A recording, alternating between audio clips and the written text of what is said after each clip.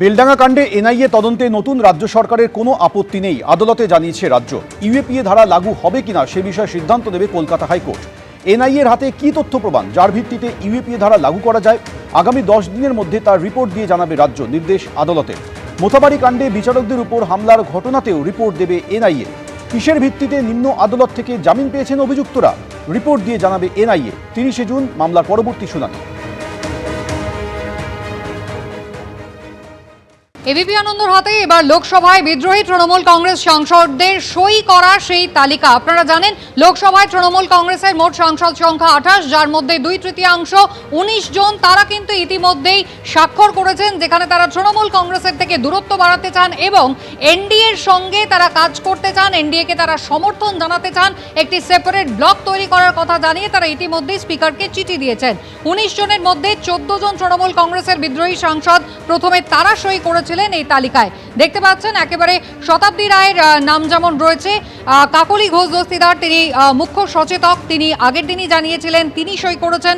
শতাব্দী রায়, বাপি হালদার, শর্মিলা সরকার, প্রসূন বন্দ্যোপাধ্যায়, জগদীশ বর্মা বাসুনিয়া, অসিত মাল, অরূপ চক্রবর্তী এরা সই করেছিলেন খলিলুর রহমান, আবু তাহের খান, কালীপদ সোরেন, দেব, জুন মালিয়া, পার্থ ভৌমিক। প্রথমে 14 জন তৃণমূল সাংসদ তারা সই করেছিলেন এবং পরের ধাপে যারা সই করেন তারা হলেন রচনা বন্দ্যোপাধ্যায়, সায়নী ঘোষ, ইউসুফ পাঠান, মিতালি বাগ এবং মালা রায়।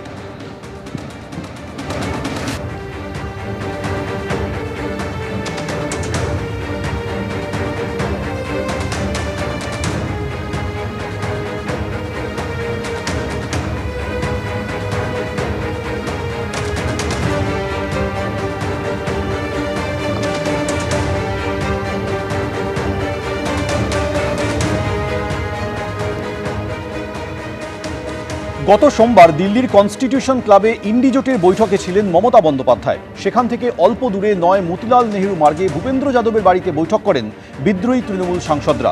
আর সেই দিনই বিদ্রোহী ব্লকের পক্ষে কাকলি ঘোষ দস্তিদার জানান তাদের রাশ এখন আর মমতা বন্দ্যোপাধ্যায়ের হাতে নেই, তারা এবার থেকে বিজেপি জোটকে সমর্থন করবেন, বসতে চান এনডিএ সাংসদদের সঙ্গে, জানিয়েছিলেন বিদ্রোহী তৃণমূল সাংসদরা।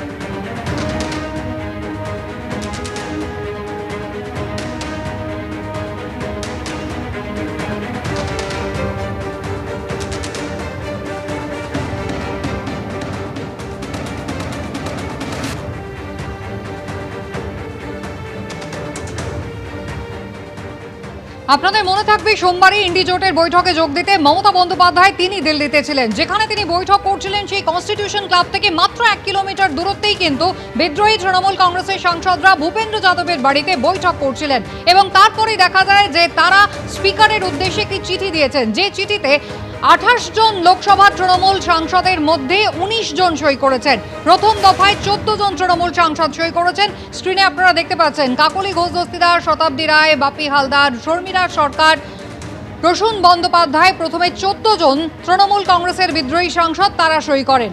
কোচবিহারের জগদীশ বর্মা বাসুনিয়া সই করেন, বীরভূমের অসিত মাল, সাংসদ অরূপ চক্রবর্তী। দ্বিতীয় দফায় 5 জন তৃণমূল সাংসদ সই করেছিলেন।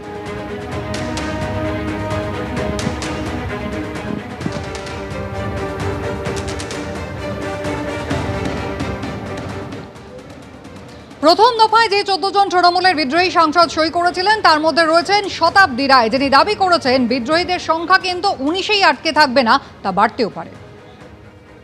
যে আমাদের ম্যাজিক ফিগার হয়ে গেছে, কোনো কিছু রিজন আমাদের কিছু ডিসিশনের জন্য আমরা আটকে রেখেছিলাম। আর দ্বিতীয়ত তখন স্পিকার দিল্লিতে ছিল না, যেটা জমা দেওয়া হয়নি। কিন্তু এরম মিথ্যে কি করে বলবো যে হয়ে গেছে অথচ 4 জনের হয়েছে 19 জনের হয়নি, কারণ দুদিনের পর তো প্রকাশ্যে আসবে। এবং আপনাদের এটা আমি বারবার বলছিলাম যে দেখুন, ওয়েট করুন, 1-2 দিন ওয়েট করুন, এটাও বলেছিলাম 1-2 দিন ওয়েট করুন, চিঠি আসবে প্রকাশ্যে। কারণ আমরা তো জানি যে সই করছে, আমরা তো জানি কে কে সই করছে। আর যারা জানে না, যারা শুধু শুধু আমাদেরকে ছোট করানোর জন্য, বাজে প্রমাণ করার জন্য বসে বসে ইন্টারভিউ দিচ্ছিল, তারা এরকম বেওকুফ কথা বলছিল, নির্বোধের মতন কথা বলছিল। এবং তারা যে ভুল জানতে, তাদের যে অ্যাজুম করতে পারে না বা তাদের গেসিং ক্ষমতা নেই, সেটা প্রমাণ হলো এবং আমরা যে সত্যি বলছি সেটাও প্রমাণ হলো। আপনাদের 28 জন এমপির মধ্যে 19 জনের সই দেখা যাচ্ছে। আপনারা কতজন সই করলেন এবং চিঠিটা কিভাবে জমা দিলেন বা কাকে জমা দিলেন?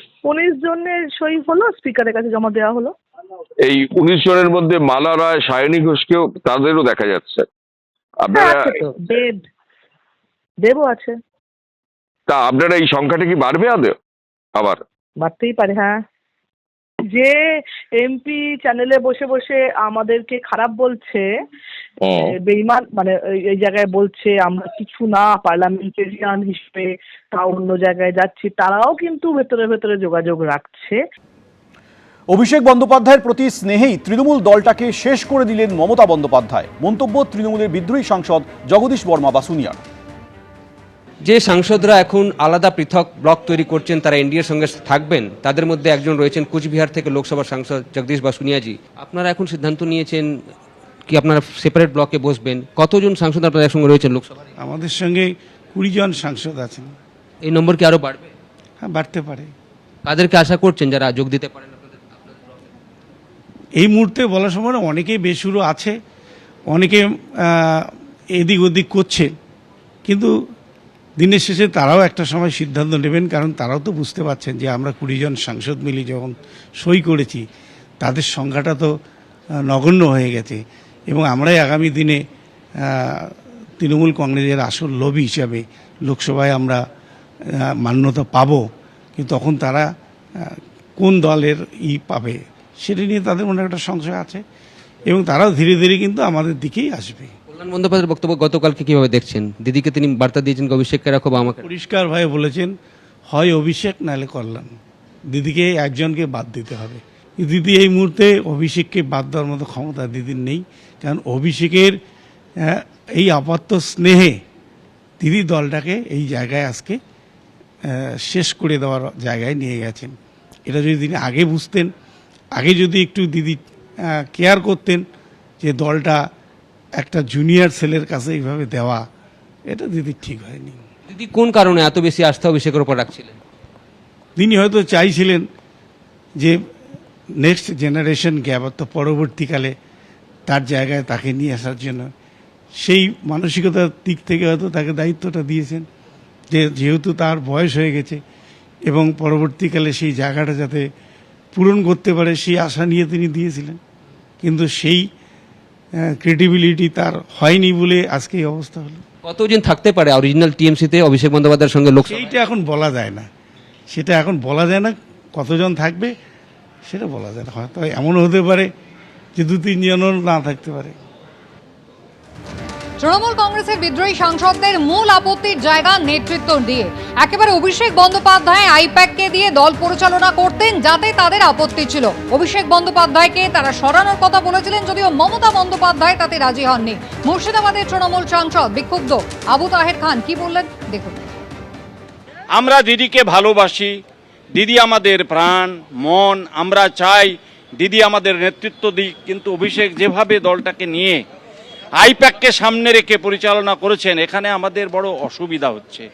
গোটা বাংলায় মানুষ আমাদের পাশ থেকে এই জন্য সরে গেছে। আইপ্যাক নামক এই যে সংস্থা, আমরা চাই একটা সুষ্ঠুভাবে বাঁচতে, এবং দিদির মতো লড়াকু নেত্রী বাংলায় নিশ্চয়ই প্রয়োজনে তাগিদেই আমরা নিশ্চয়ই তার সঙ্গে আছি। যে পদ্ধতিতে আজকে দল পরিচালনা করছিলেন আইপ্যাক নামক সংস্থাকে দিয়ে, তার বিরুদ্ধে আমাদের নিশ্চয়ই কিছু ক্ষোভ ছিল আলাদা করে, এবং আমরা চাইছিলাম অভিষেককে বাদ দিয়ে অন্ততপক্ষে একটা নতুন করে ভাবা হোক, কিন্তু দিদি সেটাই অনড়, দিদি সেটা মানতেই চাইছেন না।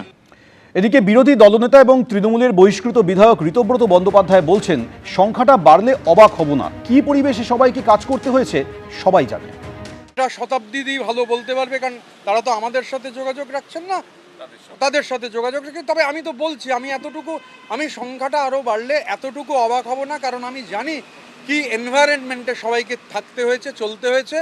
একজন আমায় বলেছেন যে লিবারেশন ফ্রম স্লেভারি, কৃতদাসত্ব থেকে মুক্তি, এবং আমি তার সঙ্গে খুব একটা দ্বিমত পোষণ করছি না। এবিপি আনন্দ এগিয়ে থাকে, এগিয়ে রাখে।